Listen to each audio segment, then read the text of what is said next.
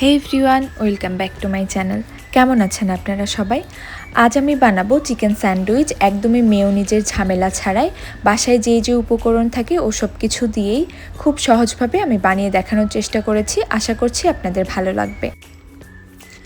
শুরুতেই ব্রেডের চারপাশের ব্রাউন সাইডগুলো কেটে নিয়েছি। এখন ব্রেডগুলো দুইটা স্লাইস করে নিব। আমি যেভাবে দেখিয়েছি আপনারাও সেমভাবে করে নিতে পারবেন। স্যান্ডউইচের স্টাফিংয়ের জন্য এখানে আমি নিয়েছি একটি ক্যাপসিকাম, গাজর, টমেটো, কাঁচামরিচ, পেঁয়াজ। আপনারা আপনাদের পছন্দ মতো যে কোনো সবজি এখানে অ্যাড করতে পারবেন। সবগুলো সবজি একইভাবে ছোট ছোট করে কেটে নিচ্ছি।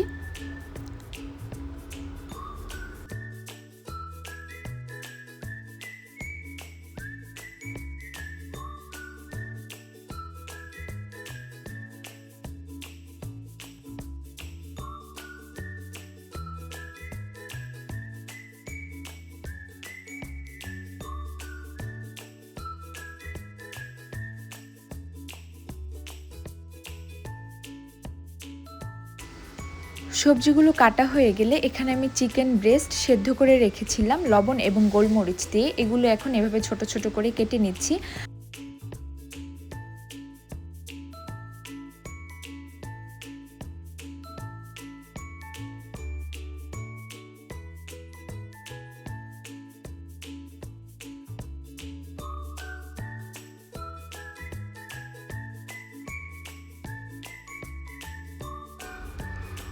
সবগুলো উপকরণ ভালোভাবে কাটা হয়ে গেলে আমি হাত দিয়ে এভাবে মিশিয়ে নিচ্ছি।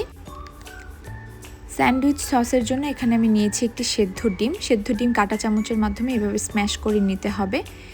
এর মধ্যে দিয়ে দিচ্ছি টমেটো কেচাপ, দিয়ে দিব সামান্য পরিমাণ গুঁড়ো দুধ, এখানে দিয়ে দিচ্ছি গোলমরিচ এবং জিরার গুঁড়া, আর দিয়ে দিচ্ছি সামান্য পরিমাণ চিলি সস। স্বাদ মতো লবণ এবং চিনি দিয়ে দিয়েছি। এখন সবগুলো উপকরণ ভালোভাবে মিশিয়ে নিতে হবে। মেয়োনিজের ঝামেলায় যেতেই হবে না, এই সসটি মেয়োনিজের মতোই টেস্ট আনে। সস বানানো হয়ে গিয়েছে। কেটে রাখা চিকেন এবং সবজিগুলো সসের মধ্যে দিয়ে ভালোভাবে আবারও মিশিয়ে নিতে হবে।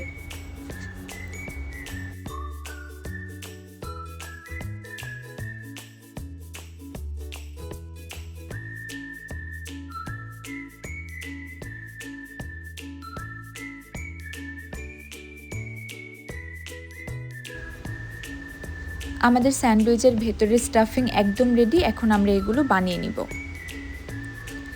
বাচ্চাদের টিফিনে বলেন অথবা সন্ধ্যার নাস্তায় আপনারা খুব সহজভাবে এবং ঝটপট এটি বানিয়ে ফেলতে পারবেন। ব্যাস, এভাবে আমি সবগুলো স্যান্ডউইচ বানিয়ে নিয়েছি। আপনারা চাইলে এগুলো এভাবেই সার্ভ করতে পারেন। তবে যারা একটু ক্রিসপি ব্রেড পছন্দ করেন তারা চাইলে এভাবে ওভেনেও 10 মিনিটের মতো বেক করে নিতে পারবেন। প্রিয় দর্শক, তৈরি হয়ে গিয়েছে মজাদার চিকেন স্যান্ডউইচ। আপনারা এটি বাসায় অবশ্যই ট্রাই করবেন আর আমাকে জানাতে ভুলবেন না আপনাদের কেমন লেগেছে। পরবর্তীতে কী ধরনের ভিডিও চান আমাকে অবশ্যই কমেন্টে জানাবেন। সবাই অনেক ভালো থাকবেন। আল্লাহ হাফেজ।